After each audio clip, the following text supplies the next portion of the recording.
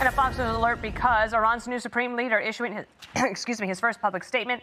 It was a written message that was read by an Iranian state TV news anchor. Trey Yanks. Let me hand it over to you while I cough, and you tell us what exactly happened. What did he say? Yeah, Dana, good morning. We're just getting this in right now. On Iranian state media, a presenter read a new statement from Iran's new supreme leader, Mojtaba Khamenei, and Reuters is reporting a few highlights from those remarks, saying that the supreme leader said in the statement, "We believe in friendship with neighbors and only target the bases, and we will inevitably continue." That is not true. We know that many Gulf countries have had their residential and civilian infrastructure attacked. Now, Iran's new supreme leader in this statement goes on to say all U.S. bases should immediately be closed in the region, and those bases will be attacked.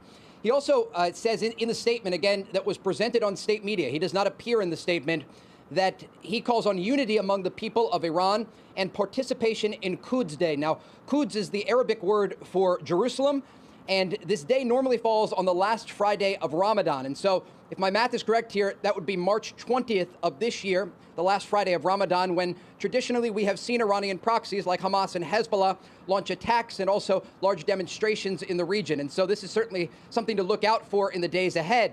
But again, this is the first statement that we are receiving from Iran's new supreme leader, Mojtaba Khamenei. He speaks about the attacks on Gulf countries, also says that he will target U.S. bases in the region, and then also talks about the Strait of Hormuz. This is an interesting part here. And again, we are just getting these highlights from Reuters, watching state media in Iran. They're first coming out, of course, in Farsi. And Iran's new supreme leader goes on to say the closure of the Strait of Hormuz should be continued as a tool to, quote, pressure the enemy.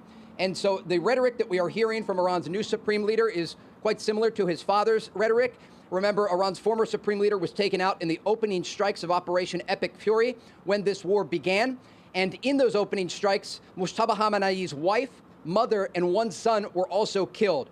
Again, the latest remarks, though, that we are getting from the supreme leader via state media, and we are quoting Reuters here, indicate that he will continue ordering the attacks on U.S. bases in the region and continue efforts to close the Strait of Hormuz. Bill, Dana? And Trey, as you pointed out, Iran's new supreme leader said that Iran has, quote, warm relations with Gulf countries. I'm curious, how do you think those Gulf countries are going to react to hearing that, considering Iran is droning and missiling them every day?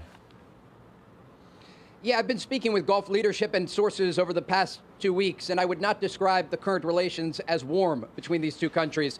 Not only Qatar, but the UAE, Kuwait, and Bahrain have all come under Iranian ballistic missile and drone fire in recent days. And while the Iranians have attacked U.S. bases in the region, they have also attacked civilian infrastructure and energy infrastructure, including Omani energy infrastructure. We showed you those images earlier this hour of an oil storage facility in Oman burning as a result of an Iranian drone attack. And remember, Oman was the mediator in the negotiations that were taking place earlier this year indirectly between the Americans and the Iranians. And so the current relationships are not good between Gulf countries and the Iranian regime.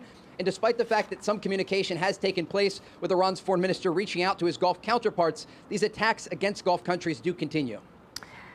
Trey, yesterday, even on the 5, we were saying, is there proof of life that we could get that this guy is still alive? There are reports also that he was injured. Do you know anything more about that?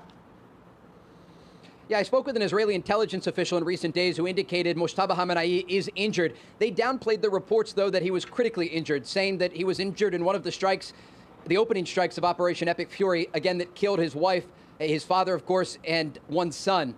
As we look forward here, though, it will be interesting to see if and when we actually see Mojtaba Khamenei. We've not yet seen him. Of course, there have been posters and images circulating in the Iranian capital of Tehran, but this statement today, where he speaks about the ongoing war against the United States and Israel, was made through a presenter on state media. Trey Yanks, thank you, and stay safe. We'll maybe see you again as this America's Newsroom show rolls along. Be sure to like and subscribe for all the Fox News latest on YouTube and catch full shows streaming now on Fox One.